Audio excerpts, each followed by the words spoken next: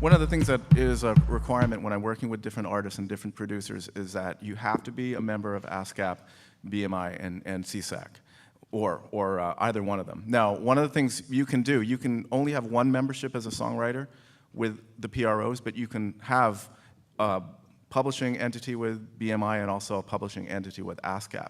And sometimes I feel like I work for ASCAP and BMI because I'm always promoting them. But I wanted to address this because this is a single issue that I have a problem with. In order for y'all to get paid for your music, for ancillary income and for licensing, you have to have a publishing entity set up, and you also have to have a songwriting entity set up. And that's really vital. And in hip hop, we all do all kinds of different collaborations, and what's really, really important, and this is important in the digital realm, important in terms of getting paid for your mechanical licenses, you have to know who owns what. And that's the biggest problem that I have with licensing. I'll get Universal saying, hey, we really like this track. And then I contact the producer, and no one knows who owns what. And that's really, really essential. Have that set ahead of time, because I'll tell you, in hip hop, people get killed over that. That's why a lot of people get shot and killed, because that's my publishing. No, that's not. That's my publishing, and no one has anything in writing. And you all have to go to a really good attorney like Michael Ashburn and get that set. Know who owns what. Who owns the publishing side, who owns the songwriting side, and if you're doing a co-publishing deal, make sure you have all that in writing. You know, can I play off of something real quick on that? Certainly. John, I think that I'm going to suggest something here about why that isn't a step that's often taken care of. I'm going to give people a lot more credit for what they understand and what they don't understand. In my experience, when you're not addressing what's going on with your collaborator, the person that you've co-written, it's not a matter that you don't know that you're supposed to do that. I'm going to suggest that it's an awkward process that people avoid intentionally, even if they don't cop to it. So I'm going to kind of put some responsibility and also give you guys some respect for understanding that you know better. You do actually know better when you've co-written something with somebody and you haven't taken care of nailing down who owns what. There's something in the back of your mind that's telling you you need to take care of it, but you're avoiding it because it's not a pleasant thing to have to deal with. I'm here to tell you, it's like having a toothache that you don't go to the dentist about. It's not something that's going to get better with time. It's going to get worse. So as awkward and as uncomfortable of a thing it is, take care of it now. I mean, the only thing I can tell you is that you're going to find a category of people who have been through this, have really gotten burned by it, and they're like wise beyond their years, but they paid for that knowledge. So if you are there and you're co-creating, you know you got to take care of it.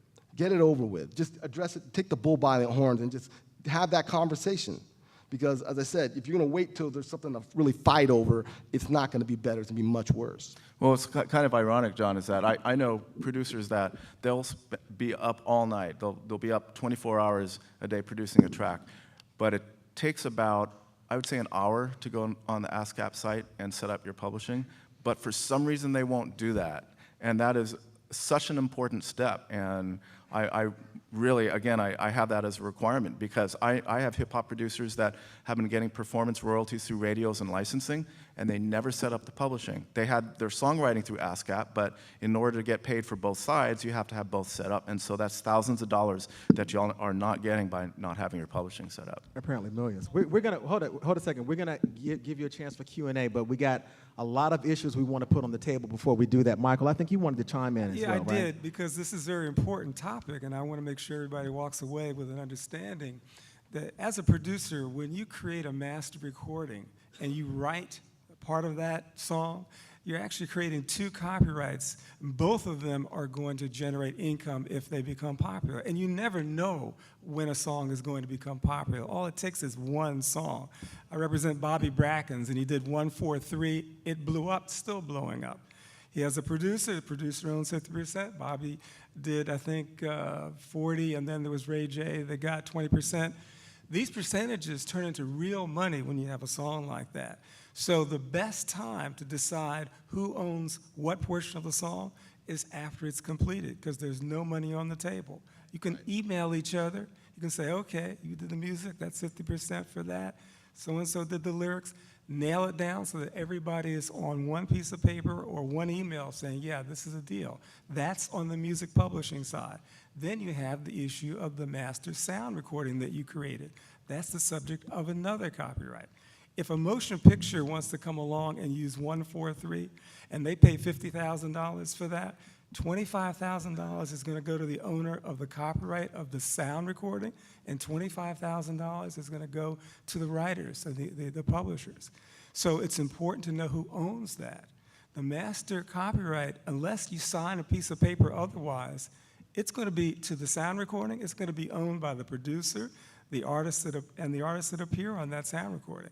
So it could get a little unwieldy unless you figure out, okay, do we own this in a particular proportion, or is someone assigning all of their rights to somebody else?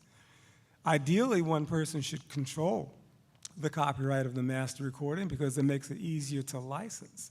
But if there's 2 or 3 people, then what proportion do you own it? Who's going to make decisions? So it's really important to nail down ownership rights in sound recordings and in the music publishing, the writing side, as soon as possible after the work is completed.